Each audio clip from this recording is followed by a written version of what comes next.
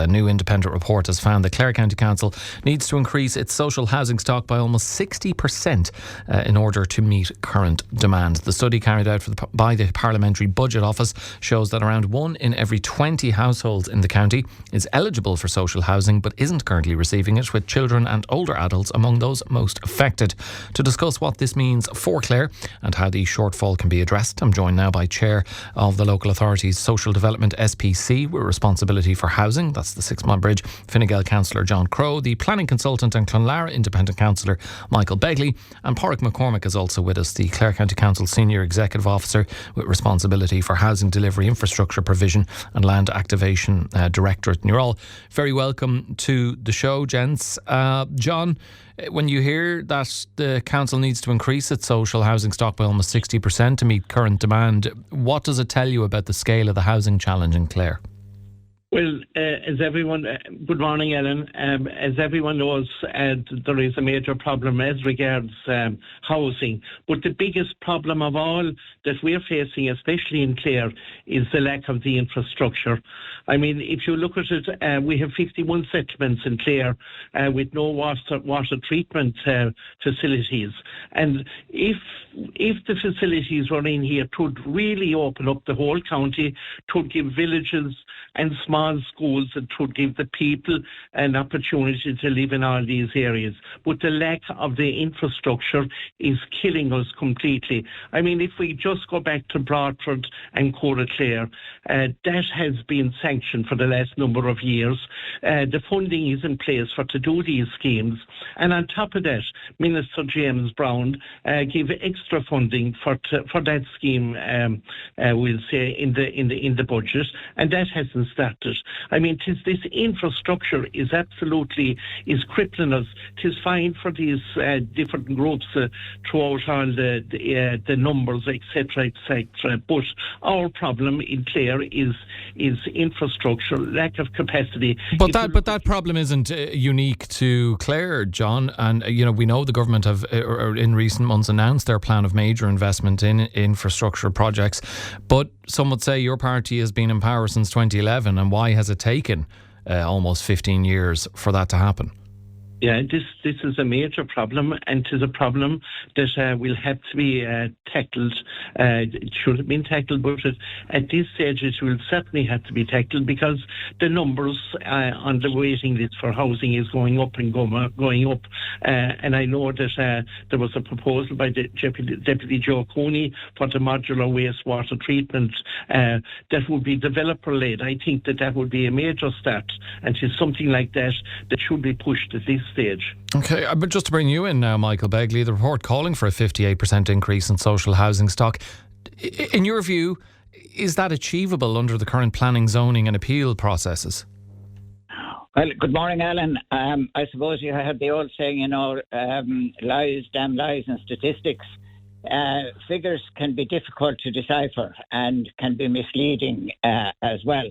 If you look at the history of Clare County Council over the last 3 or 4 years, we have exceeded by as much as 10% our target on new builds, not to mention the additions into the housing of the Part 5 from new private developments and the refurbishment of vacant and derelict houses. You add all that together, Clare has performed extremely well over the last 3 or 4 years. Now, apart from social housing stock, according to this report. Well, apart from the what's been highlighted as the requirement for housing stock, particularly new housing stock. Now, John has mentioned one factor in it. There are other factors in it as well. Sufficient land hasn't been zoned in strategic areas in particular. Some and we'll wait for Pádraig McCormick to, decipher the figures as they relate to Clare. But, some housing developments have been held up with objections, appeals and judicial reviews. There are planning issues, some of which are within our own control and some of which are dictated by the Office of the Planning Regulator, putting in restrictions on different requirements for housing developments. You have all these reports that are now required for flood risk assessment and appropriate assessment, environmental impact assessment, some of which are absolutely justified and needed. In other cases, they are not needed because of the history of existing developments or adjacent developments in a locality. You have to add all of these together and try and overcome. Okay, so there's from your perspective, there's a number of issues that are leading to this situation. Pádraig McCormick, what operationally speaking, what does a 58% increase in social housing stock actually mean for Clare County Council in terms of bills, land and timelines? And I presume you will point to some of the stumbling blocks that John and Michael have highlighted, be it infrastructure deficits, too much red tape, planning objections and so on. Yeah, I suppose we've got to take the report in context, Alan. And good morning first to yourself and to Michael and John and to listeners. The 58% is very aspirational. We currently have 4,600 social housing stock in the county. And if we got another 58% on top of that tomorrow morning, if Santa Claus brought them to us, we'd be able to house absolutely every single person on the housing list in the morning. But it's not as straightforward as that, obviously. I think the report, it goes into great detail around real need versus net need, and that is becoming a major issue in the country nationally, in that people who are availing of HAP support in particular, maybe 10 years ago, saw a nature of tenure that was more sustainable and long-term than maybe it is now. And that's where the crux of the problem is coming. Yeah, and do you agree that HAP should be seen as a temporary measure rather than a long-term solution? I'd say a short-term temporary solution, absolutely, yeah. And we're dealing with it that way in County Clare, in that we have all our HAP clients, all our HAP transfer applicants are open to apply for all our properties on CBL, our choice-based letting system. And I'd say 50% of our allocations do go to people with HAP, so we do treat them the same as all others. The problem is that when we return the social housing assessment need annually, the department takes a net figure, which is excluding people in HAP and local authority, and that reduces the figures substantially. So now, in our case, we have added in the last 5 years, Michael mentioned there, we've increased our own stock by 30% over the last 5 years. And actually in the last 5 years, I'm just looking here, we've done 1,708 new tenancies in the county, which, there was 1,000 list of 2,400 5 years ago. So we've got nearly 80% of them into properties. So we're actually performing quite well. But we do accept the challenges. The private rental market is a major challenge at the moment, obviously. And that's reducing opportunities for people to go into RAS, to leasing, to HAP supported accommodations. And I suppose that's why you're aware you had Gordon Daly on the radio before Christmas. And Gordon has set up it's a big long title, I know I'm trying to read it here, Housing Delivery, Infrastructure Provision and Land Activation. So we are looking at all three parts of this. And he set up a new team looking at land activation. We're looking at the infrastructure with John, as John and Michael have both mentioned. And we're engaged with the Department of Housing at the moment. And we're awaiting further updated targets for the next 5 years. And we expect our targets are going to increase quite substantially.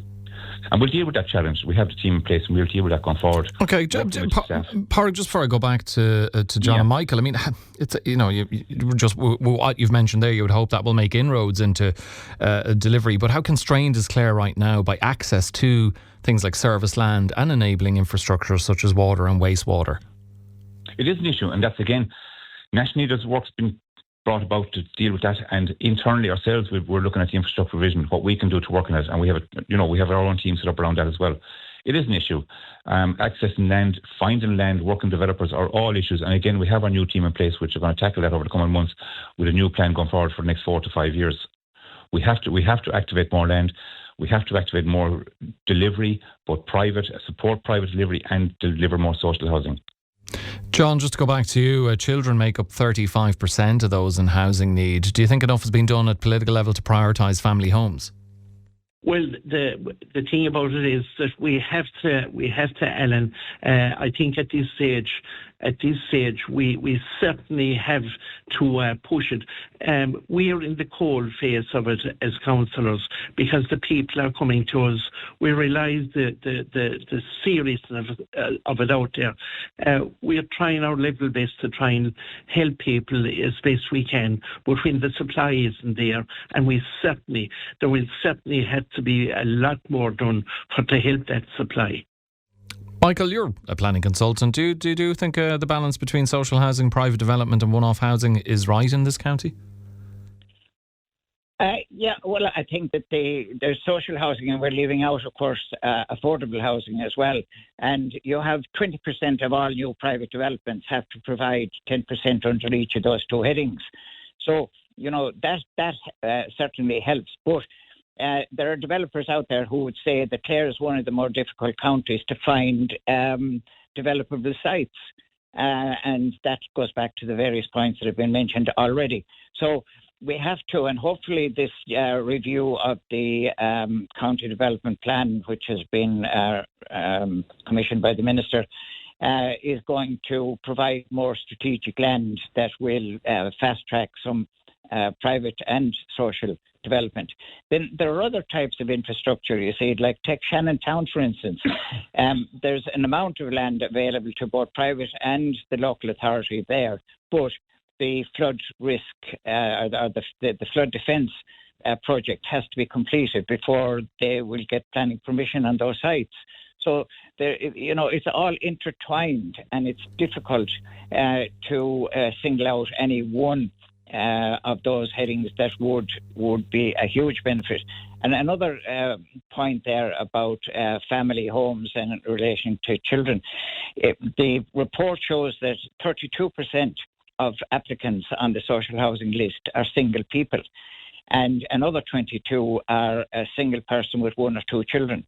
So that's 55% of the demand for social housing is sort of two-bedroomed.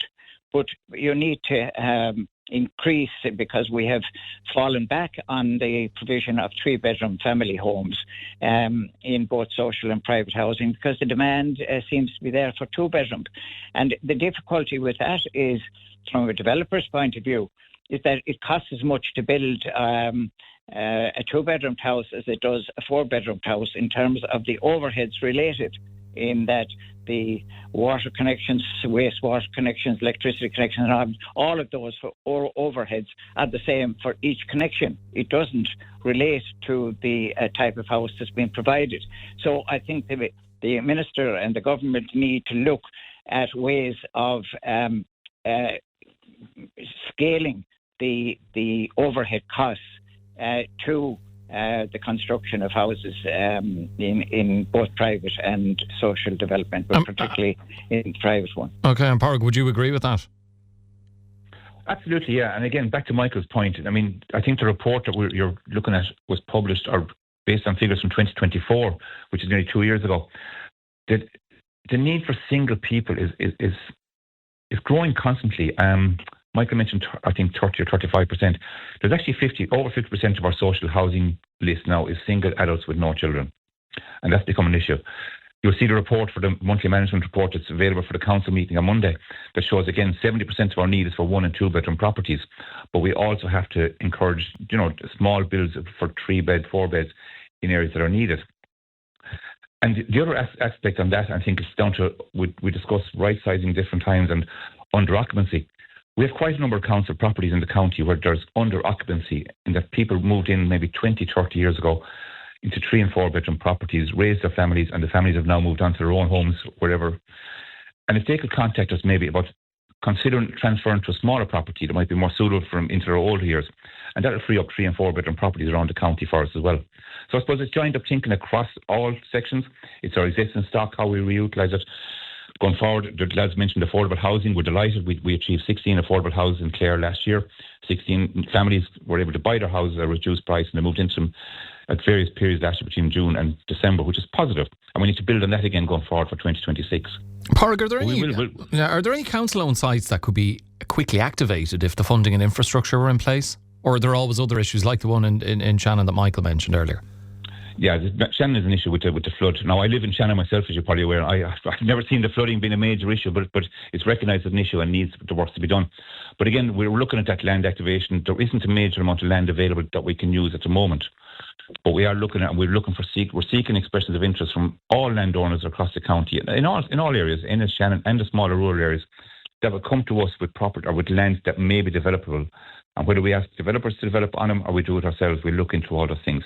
And that's part of the new brief that Gordon has set up for the whole activation team going forward. So again, we'll invite expressions of interest from people who may have potential land that could be zoned or is zoned and could be used for future development. Just to finish, John, what specific changes would you like to see from government, which of course your party's part of, in response to this report? Well, the one thing, and I think Pádraig mentioned it there as well, and I have brought up this on umpteen occasions, that where you have people that their families have moved on, etc., I think that there should be an option for these people with the help of the county council, like retirement villages in these areas, that these people would be in the area where you have all the infrastructures like shops, etc., etc. That would be one that I have been mentioned for a long time, and I think that that's one of the areas that should be looked at, and that would help an awful lot of young couples, etc., to try and get them sorted out as regards housing. And I mean, just another thing, if I may, Ellen, in T-Tishan alone, there was planning permission sought for 60 houses, and it was turned down because the capacity wasn't there to cater for them. So that is the serious problem that we're in, especially in Clare, as it has been highlighted here now this morning. Final word to you on this, Michael. Is resourcing an issue as well? Has Clare been adequately resourced compared to, say, urban counties who have similar levels of need? Well, I suppose it's proportionate, Alan, in that, the population will determine the demand. And, we, as has been mentioned already, we're lacking the infrastructure that would certainly fast-track a significant number of houses. And John, the last point John referred to there, I was going to mention that as well. There is a demand there for right sizing, I think is the political title for it now. I could name 6 people in my locality alone that would be prepared to downsize or to bring this because their families have moved on. And that would release 6 family houses in the locality, either for a member of their own family or for the open market. But as I mentioned earlier on, the cost of overheads to builders and developers in this area is such that they cannot even break even in providing a percentage of a development under the retirement heading. So I think that the government does need an awful lot of this has to be worked out in more detail at government level. We can't be blaming the local authorities for every deficiency in the housing stock in the country.